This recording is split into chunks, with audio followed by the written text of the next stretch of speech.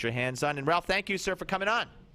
Hey, Steve, I'm delighted to talk to you. It was great to meet up in the flesh the other night. I've always been an admirer of yours. Well, you know the feeling's very mutual. When I found out we were speaking at the same event in support of a unified Jerusalem earlier in the week, I called you immediately because I didn't even know that, and we got to meet and break bread and sit next to each other, and it was great. So I thank you for all that. Now, I don't know where to start, so I'll start here. The revelations today, the Jonathan Karl report today, which led to the off-the-record press briefing by select members of the media with the Carney, I guess, and Obama administration officials, and then to the very, confrontational White House press briefing where it's been revealed that the talking points were sanitized by the White House and mostly the State Department, whereas we were told there was only one little word changed by the White House and the State Department. Yeah, it was almost painful to watch Jay Carney writhing under the attack. I mean, it was like a snake getting hit with a club. But look, he lied. The president lied. Hillary lied. Victoria Nuland lied. Susan Rice lied.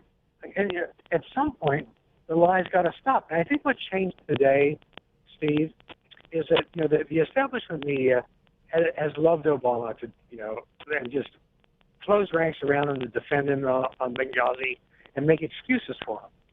But when ABC broke ranks and came up with those 12 memos about the talking points, clearly demonstrating that at the State Department's behest, the key facts were cut out, and it was clearly a cover-up. The message was from State and the White House that, well, the American people don't deserve the truth. Our political capital is much more expensive. I mean, it was just so sad. I mean, this is Neil Cavuto. I just was on Fox with Neil. It was great. And he asked what I thought about the legal implications. Well, I'm not a lawyer, and I told him that. But it's not about the legal fine print now.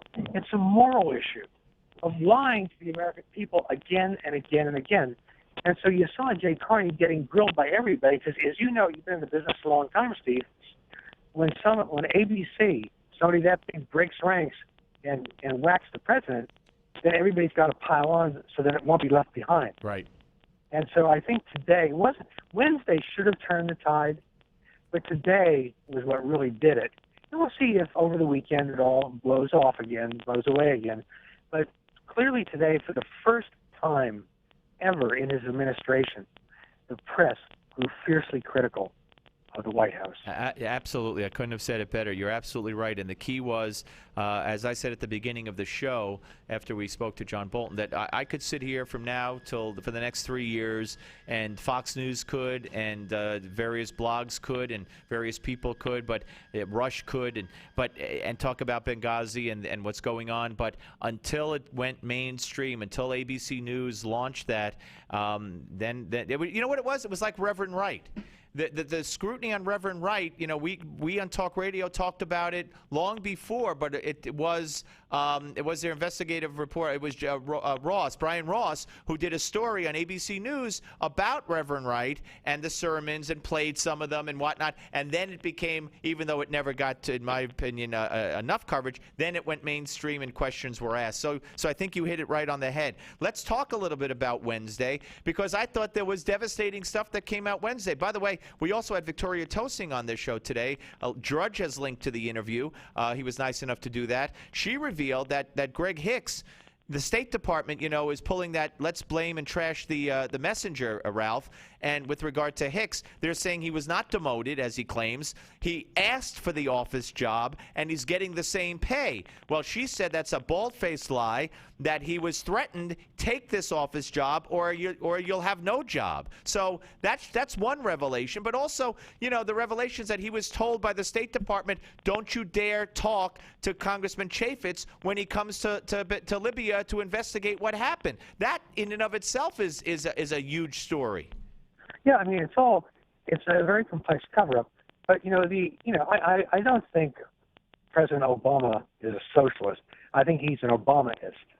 But nonetheless, this administration uses standard Marxist-Leninist tactics. When you're under fire for doing something bad, blame the other guy, blame the accuser for doing the same thing.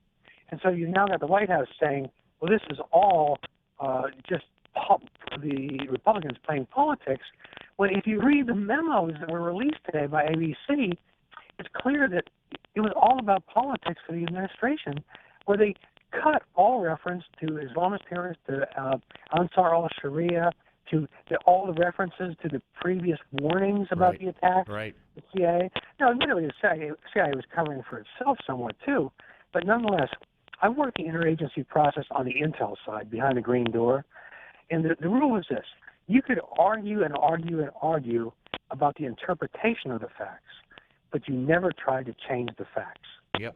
You know, and so here's where and let me tell you where the investigation has to go now, because I'm afraid the mainstream media, the establishment media, I prefer to call it, is going to get target lock, fixation on these 12 memos, 12 emails. And that's only the beginning of the spool that has to unravel. The real question for me isn't, what changes were made to the CIA talking points. I want to know now what changes the CIA made internally before the original talking points came out, because I don't know any intelligence-related people at all who believed that this was remotely about the video or a demonstration. Some of us outside thought for the first 24 hours, well, that might be part of it. But the intel community knew long before these talking points were released that it wasn't. Now, here's my scenario. We only got 30 seconds, Ralph. Okay, yeah. It's this. Yeah. Ray Petraeus was under investigation. He knew it. He tried to save his career by compromising, but he thought he had a certain amount of stuff, the Ansar al-Sharia stuff, Al-Qaeda, still in it. And he was then shocked when they double-crossed him, and thanks to State, they even cut that, and the talking points were all BS. Wow. That's an interesting scenario. Hey, listen, Ralph, we'll pursue this. Good luck. Best of luck with the book. And we will talk to you again very, very soon. That's Ralph Peters, ladies and gentlemen.